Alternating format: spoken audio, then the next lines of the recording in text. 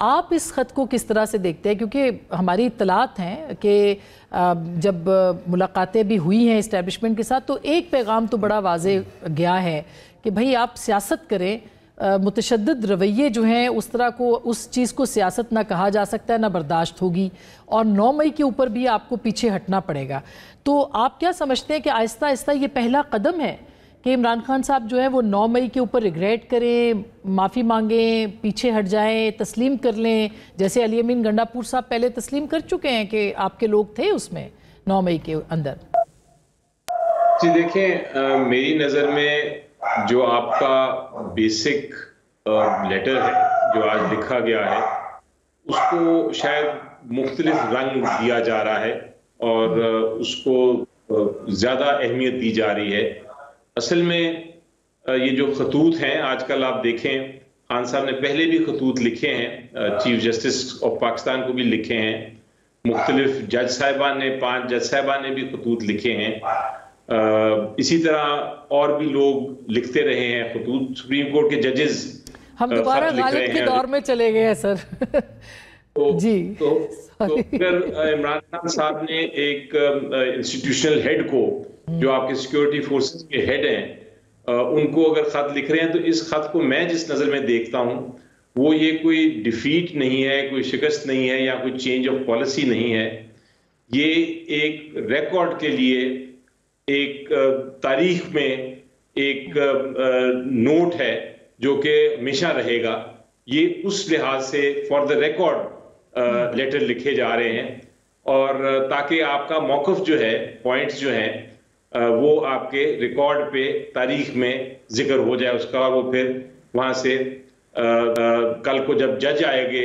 Judgment آئے گی، جو نئی جنریشن آئے گی جب پیچھے دیکھے گی تو ان کو پتہ ہوگا کہ ہاں یہ کوشش کی ایک پارٹی کے ہیڈ نے۔ تو یہ ایک ریکارڈ کے طور پہ اس کو میں دیکھتا ہوں ان لیٹرز کو۔ ہاں، اس میں اہمیت اس کی بہت اس طرح زیادہ ہے کہ آپ کو، ہمیں سب کو پتہ ہے کہ وہ آرمی چیف جو ہیں وہ سیکیورٹی ہیڈ ہیں، ہمیں یہ بھی پتہ ہے کہ آرم فورسز کا رول سیکیورٹی کا اور باقی ایون جو آپ کی معیشت ہے اس میں بھی، آپ کی فارن پالیسی میں بھی وہ ایک اہمیت کا رول ان کا ہے، وہ رول ادا کرتے ہیں۔ تو اس لحاظ سے جب ان کو یہ پوائنٹس بتائے گئے ہیں، جس میں ایک پوائنٹ یہ بھی شامل ہے کہ آپ سیکیورٹی میں، اگر آپ نے پاکستان کی سیکیورٹی کے لیے آپ جانیں دے رہے ہیں، ہم آپ کے ساتھ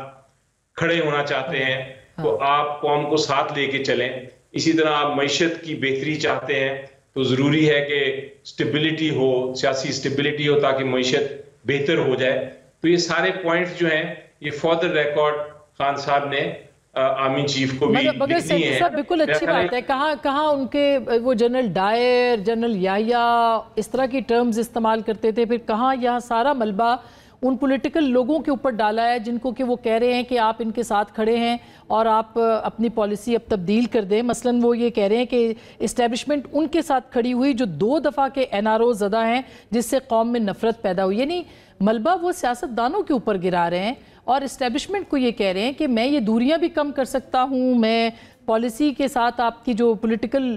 پالیسی ہے اس کو چینج کر لیں تو ہم آپ کے ساتھ ہیں۔ اس کو ہم کس معنوں میں لیں گے؟ آپ سے بہتر لفظوں کو کون جانتا ہے جو کہ عمران خان صاحب نے استعمال کیے ہیں اس کے اندر؟ دیکھیں، جب بھی آپ خط لکھیں گے تو آبویسلی آپ پھر زبان جو ہے وہ بھی ڈپلومیٹک استعمال کریں گے،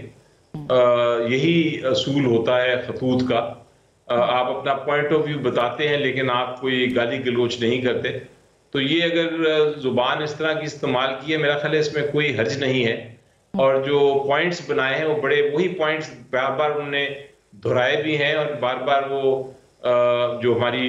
لیڈرشپ ہے ہمیں بھی ہدایت دی گئی ہے کہ خان صاحب سے ڈائریکٹلی ہدایت دی گئی ہے کہ آپ بھی یہ موقف اختیار کریں۔ تو یہ ایک ہمارا PTI کا نریٹو ہے،